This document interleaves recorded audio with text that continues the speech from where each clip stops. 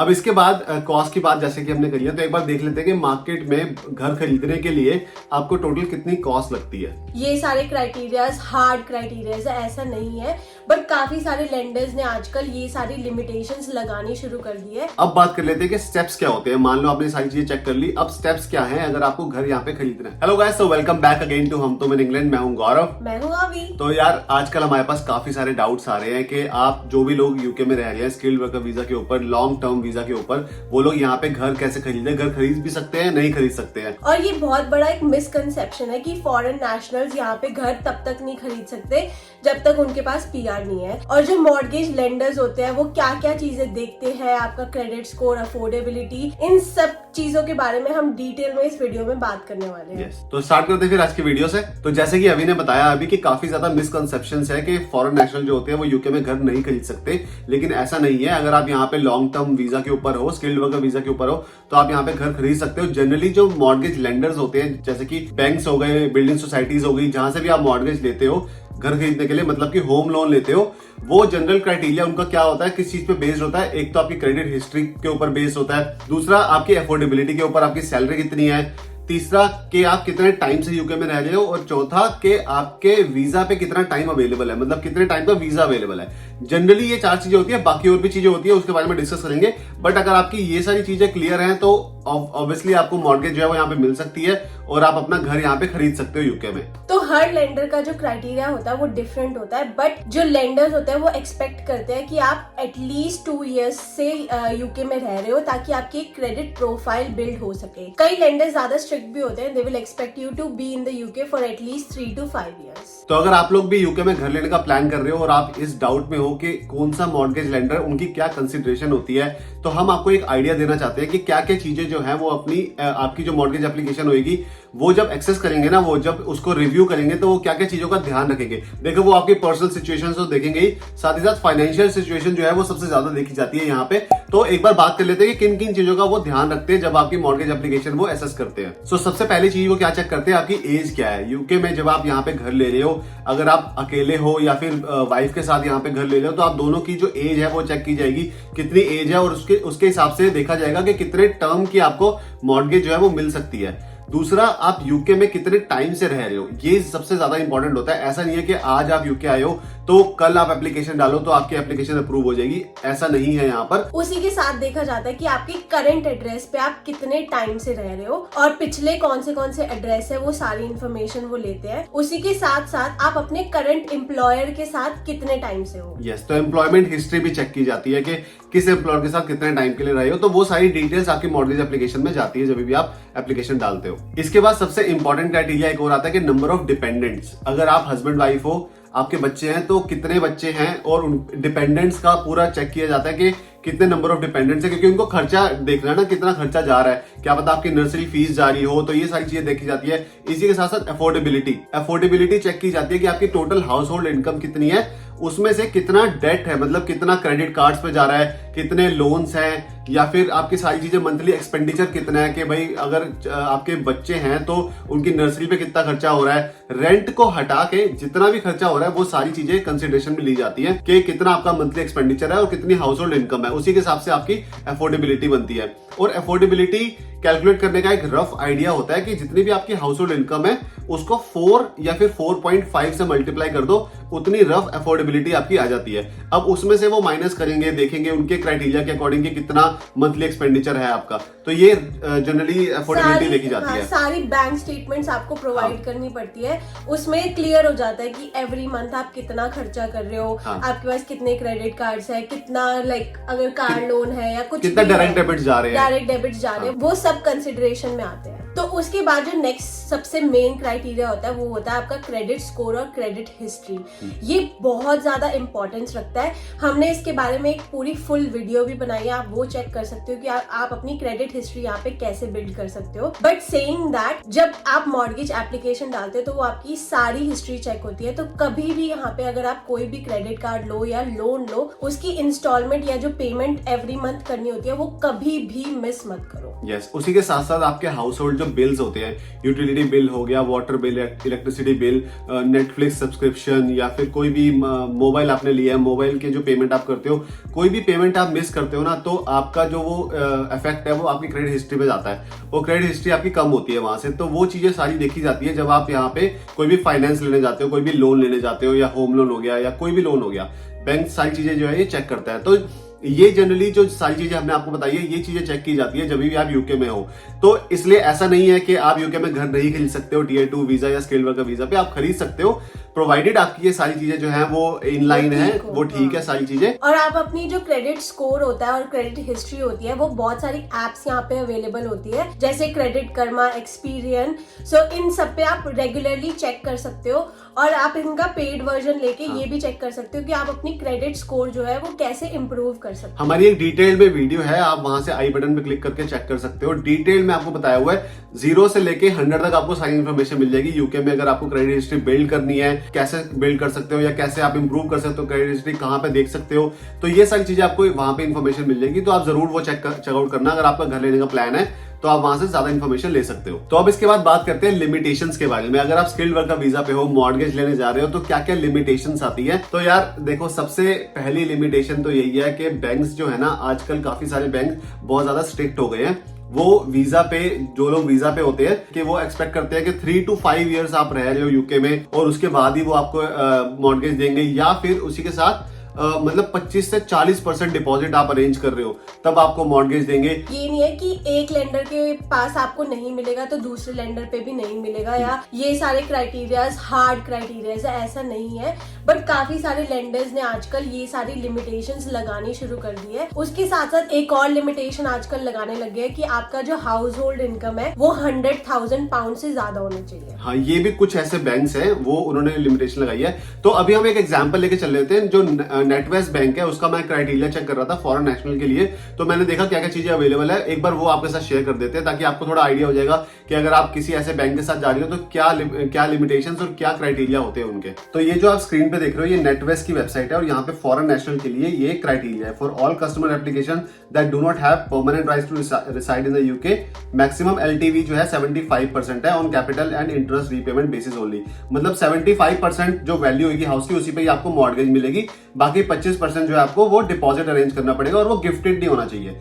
तो ये सारी जो है आप लिंक जो है मैं डिस्क्रिप्शन में डाल दूंगा, आप वहां से पूरा अच्छे से पढ़ सकते हो। अब बात कर लेते हैं कि स्टेप्स क्या होते हैं। मान लो आपने सारी चीजें चेक कर ली, अब स्टेप्स क्या हैं अगर आपको घर यहाँ पे खरीदना है। तो जो सबसे पहला स्टेप आता है वो होता है कि आपको अपनी अफोर्डेबिलिटी चेक करनी है। जब तक आपको पता ही नहीं होगा कि आपकी अफोर्डेबिलिटी कितनी है, तो आप देखोगे कैसे कि मैं इतने का घर अफोर्ड कर सकता हूँ या नहीं कर सकता। तो ये सबसे ज्यादा इंपॉर्टेंट है। जब हम भी घर लेने जा रहे थे ना, तो सबसे पहली रिसर्च हमने यही करी थी कि हम दोनों की जो इनकम है उससे हम कितने तक का घर खरीद सकते हैं। तो मैं एक जनरल आपको हैलिफैक्स का कैलकुलेटर खोल के दिखाता हूँ, और एक जनरल आइडिया लेंगे कि मान लो एक बंदे की इनकम 50,000 है, या फिर हाउस होल्ड इनकम जो है वो 50,000 है, 25-25 हो गई, तो 50,000 हाउस होल्ड इनकम में लेके चल रहा हूँ, और देखते हैं उसकी अफोर्डेबिलिटी कितनी आती है। और ये जो आप स्क्रीन पे देख रहे हो, ये हैलिफैक्स का मॉर्गेज अफोर्डेबिलिटी कैलकुलेटर है। यहाँ से आप चेक कर सकते हो कि कितना आप अफोर्ड कर सकते हो। जैसे कि आप अपने लिए चेक कर रहे हो, आई एम स्टिल रिसर्चिंग, और ये अफोर्डेबिलिटी कैलकुलेटर हर वेबसाइट पे आपको मिल जाएंगे, हर बैंक की। मैंने हैलिफैक्स का खोला हुआ है, तो I am not sure how much I would need, how many adults rely on your income. मैं यहाँ पे 0 कर देता हूँ। अगर आप अकेले बंदे हो या हाउस होल्ड इनकम के अकॉर्डिंग हम देख लें, एम्प्लॉयड हो और आपकी सैलरी मैं ऑन एन एवरेज यहाँ पे डाल देता हूँ 50,000। हाउस होल्ड इनकम भी हो सकती है या अकेले की भी हो सकती है ये। ऑन टॉप ऑफ दैट अगर आपको कोई एक्स्ट्रा बोनस मिलता है, मैं इसमें सारी चीजों में 0 डाल देता हूं, क्योंकि हम एक बेसिक अफोर्डेबिलिटी चेक कर लेते हैं। बाकी डिपेंड करता है कि आपको बोनस मिलता है, नहीं मिलता, कोई ओवर टाइम मिलता है, या फिर कोई एक्स्ट्रा इनकम आपकी आ रही है, तो वो आप अपने अकॉर्डिंग डाल लेना। यहाँ पे आउटगोइंग का ऑप्शन है कि कितने क्रेडिट कार्ड्स हैं, तो मैं नो कर देता हूँ। कोई क्रेडिट कार्ड नहीं है, कोई लोन नहीं है अभी, और कोई रेगुलर एक्सपेंस भी नहीं है इसके अलावा। तो ये सब चीजें डालने के बाद देखते हैं कि कितनी अफोर्डेबिलिटी आपकी आती है यहाँ से। तो यहाँ पे भी नो कर देते हैं। इसके बाद आपकी अफोर्डेबिलिटी आई है 237,500। मतलब हैलिफैक्स आपको इस कंडीशन पे अराउंड इतना दे सकता है। तो जैसे कि हमने देखा, आपकी अफोर्डेबिलिटी यहां से आई 237,500। तो फॉर एग्जांपल, मैं जनरल एग्जांपल लेके चल रहा हूं, अगर आप 300,000 का यहाँ पे घर देख रहे हो और 237,500 आपकी अफोर्डेबिलिटी आ रही है, मतलब इतना जो है वो बैंक आपको मॉर्गेज दे देगा। इसके अलावा जितना भी बचता है ना, वो सारा आपको डिपॉजिट अरेंज करना पड़ेगा कि यहाँ पे कैसे आप डिपॉजिट पे करते हो। जैसे फॉर दिस पर्टिकुलर एग्जाम्पल, आपकी अफोर्डेबिलिटी जो है वो 79 99% की वैल्यू की बन रही है, लेकिन अगर उस पर्टिकुलर लेंडर का अगर ये क्राइटेरिया है कि 25% आपको डिपॉजिट देना ही देना है, दैट डजंट मीन कि आपको 21% पे मिल जाएगा। आपको फिर भी 25% ही देना पड़ेगा। अगर आप वीजा पे हो तो वीजा का क्राइटेरिया अप्लाई होगा ही होगा। यस, तो ये सारी चीजें अपने ध्यान रखनी चाहिए। मॉर्गेज लेंडर का क्राइटेरिया जो होगा वो होगा ही, ठीक है। तो ये सबसे पहला क्राइटेरिया हो गया और सबसे पहला स्टेप हो गया कि आपको जब यहाँ घर खरीदना है तो सबसे पहले आपको अफोर्डेबिलिटी चेक करनी है। अभी कर लो यार, लिंक जो है डिस्क्रिप्शन में है, फटाफट जाओ वहां पे चेक कर लो अपनी इनकम डाल के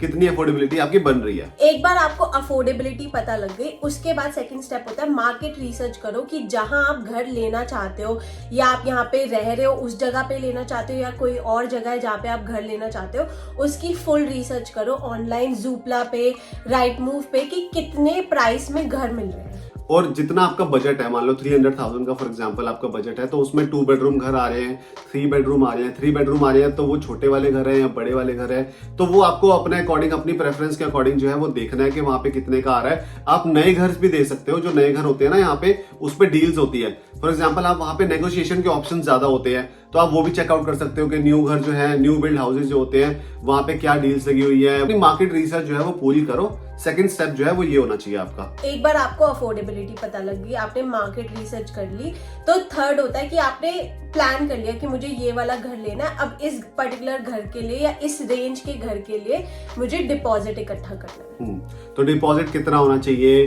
कहाँ से अरेंज होगा कि नहीं होगा, कितने टाइम में होगा, ये सारी चीजें आपको प्लान करनी है। एक बार हो गया आपका प्लान कि भाई अब मुझे ये डिपॉजिट जो है मैं अरेंज कर लूंगा, अगले विद इन 12 मंथ्स मेरा ये डिपॉजिट जो है इतनी सेविंग करके मैं अरेंज कर लूंगा। फिर आपको क्या करना है, मॉर्गेज इन प्रिंसिपल लेना होता है। कभी भी आप यहाँ पे घर देखने जाते हो ना, कोई भी व्यूइंग करते हो किसी भी एस्टेट एजेंट के थ्रू या न्यू घर भी देखने जाते हो, तो बेटर ये रहेगा कि आप मॉर्गेज इन प्रिंसिपल हाथ में लेके जाओ, ताकि एक स्ट्रॉन्ग आपका एक इंप्रेशन, प्रेफरेंस मिलता है आपको कि आपको ज्यादा जल्दी अपॉइंटमेंट मिल जाती है और आप उस स्टेट में होते हो कि हाँ मेरे पास एक मॉर्गेज इन प्रिंसिपल है और मैं वो घर खरीद सकता हूँ। अब वो होता क्या है, जो बैंक्स होते हैं ना, जैसे मैंने आपको बताया, आप वहां पे मॉर्गेज एप्लीकेशन डालते हो, तो ये मॉर्गेज एप्लीकेशन नहीं है पूरी, ये क्या है, ये एक मॉर्गेज इन प्रिंसिपल है। ये बैंक्स के थ्रू एक लेटर आपको दिया जाएगा कि हाँ इतनी मॉर्गेज हम आपको देंगे, आपके सारी क्राइटेरिया चेक करने के बाद।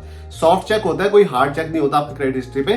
तो सॉफ्ट चेक करने के बाद आपको एक मॉर्गेज इन प्रिंसिपल दे दिया जाता है कि हाँ ये है और ये लेके आप जा सकते हो कोई भी व्यूइंग करने, मतलब इतना आपका बजट है, इतना हम मॉर्गेज आपको प्रोवाइड करेंगे, लोन दे ही देंगे, इतना लोन दे ही देंगे हम आपको। तो ये मॉर्गेज इन प्रिंसिपल आपको अरेंज करना होता है। अब आप ये खुद भी अरेंज कर सकते हो या फिर मैं आपको एडवाइस करूंगा कि आप यहाँ पे मॉर्गेज एडवाइजर ले लो, अगर आपको ज्यादा नॉलेज नहीं है। अगर नॉलेज है भी तो भी मॉर्गेज एडवाइजर लेना ही बेटर रहता है, क्योंकि वो डिफरेंट लेंडर्स से डील्स चेक कर सकता है कि कितने लेंडर्स, मतलब बैंक से डील चेक कर सकता है कौन सा बैंक कितनी ज्यादा आपको मॉर्गेज प्रोवाइड कर रहा है, कम कंडीशंस है उनकी। और फॉरेन नेशनल्स के लिए तो यही होता है यार, ज्यादा मॉर्गेज मिल जाए, कम कंडीशंस हो और आपको मॉर्गेज इन प्रिंसिपल मिल जाए फटाफट। तो डिफरेंट एडवाइजर्स, मतलब एडवाइजर आप बुक कर लेना।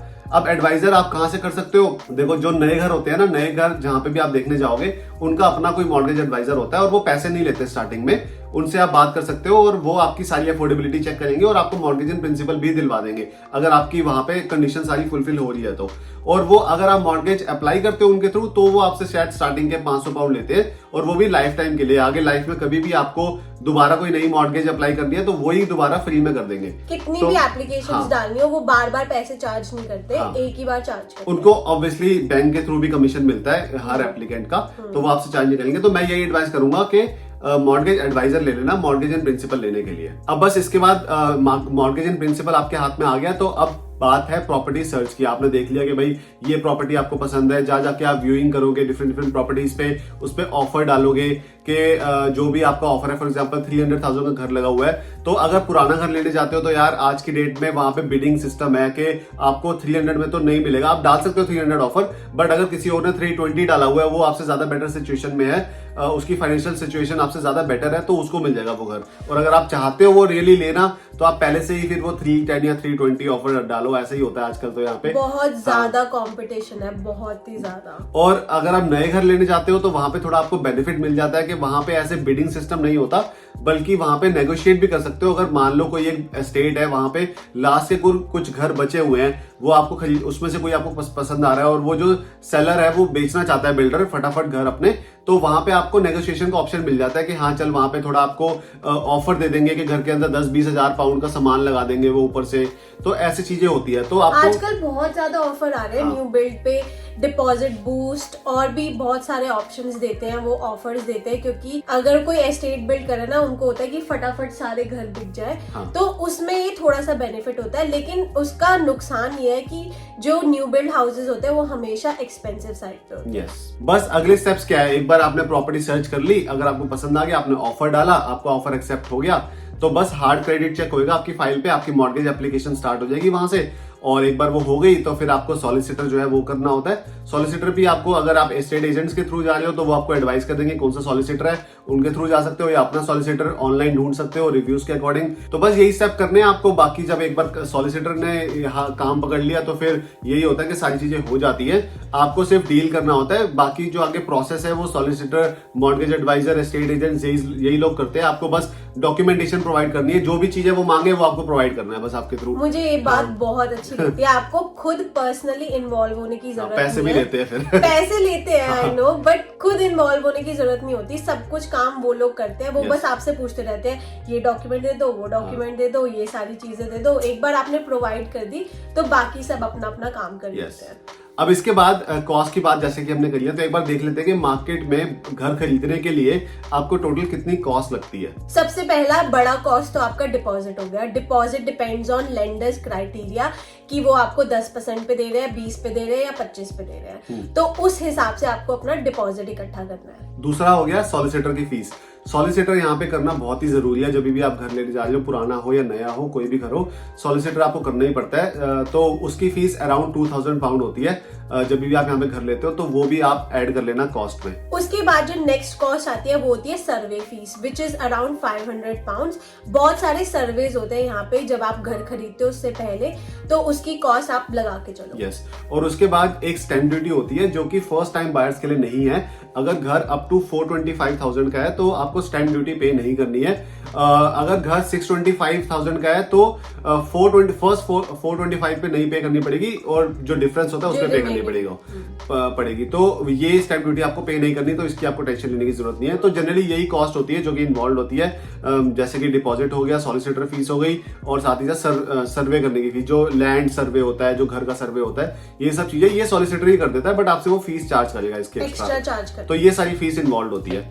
अब इसके बाद ना एक और बहुत ही इंपॉर्टेंट चीज मैं आपको बताता हूँ। कुछ लोग हमसे पूछ रहे थे कि स्कीम्स कौन कौन सी अवेलेबल है घर लेने की।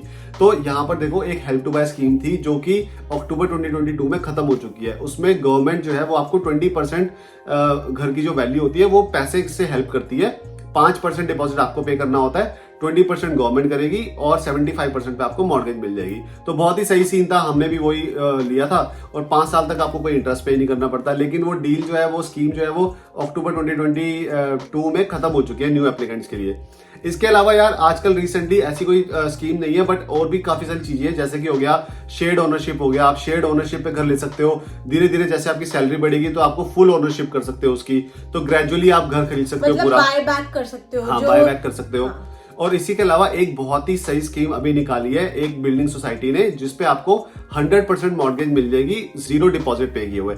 उसकी वीडियो मैं डिटेल में अगली वीडियो डालने वाला हूं, तो वो आप जरूर देखना कि डिटेल में वो आप कैसे अप्लाई कर सकते हो, किन किन चीजों का ध्यान रखना है, क्या क्या उसमें लिमिटेशंस है, और there is a catch as well. तो ये सारी चीजें मैं अगली वीडियो में डिटेल में डालूंगा। बट ये सारी जो है स्कीम्स है जो अभी तक अवेलेबल है, और हेल्प टू बाय जो है वो अवेलेबल नहीं है, तो वो आप नहीं ले सकते unfortunately. There's few things to remember कि आप जब भी घर लेने जाते हो ना, आपको नेगोशिएट करना है। जहां पे भी रूम है नेगोशिएशन की, वहां पे आपको नेगोशिएट करना है। और उसी के साथ साथ अगर आप पुराना घर देख रहे हो तो उसकी कंडीशन, उसका सारा जो रिसर्च है, उसमें बॉयलर कितना पुराना लगा है, हर एक छोटी से छोटी जो डिटेल है उसके बारे में चेक करके ही पुराना घर लेना। यस। पुराने घर पे जनरली क्या होता है ना, आपको रिफर्बिशमेंट करवानी पड़ती है, तो उस पे 10-20 हजार पाउंड एक्स्ट्रा लेके ही चलो आप, इतना तो लग ही जाता है। और जो नए घर होते हैं उसमें आपको सब कुछ नया मिलता है, आपको आज के टाइम के अकॉर्डिंग वो बना होता है। बस यही डिफरेंस है कि पुराना घर जो है आपको थोड़ा बड़ा मिल सकता है और नए घर जो है वो आजकल थोड़े छोटे होते हैं, लेकिन प्रेफरेंस पे डिपेंड करता है आपको पुराना लेके उसको रिफर्ब करके उसको अच्छा बनाना है, अंदर से मॉडर्न बनाना है, या फिर आप चाहते हो कि एकदम नया घर लो, उसको अपने हिसाब से डिजाइन करो। तो यार इस वीडियो में हमने आपको पूरा बता दिया कि अगर आप फॉरेन नेशनल हो, स्किल्ड वर्कर वीजा पे हो, तो आपको घर कैसे खरीदना है, किन किन चीजों का ध्यान रखना है, बैंक्स जो है वो क्या क्या चीजें जो है वो चेक करते हैं आपकी।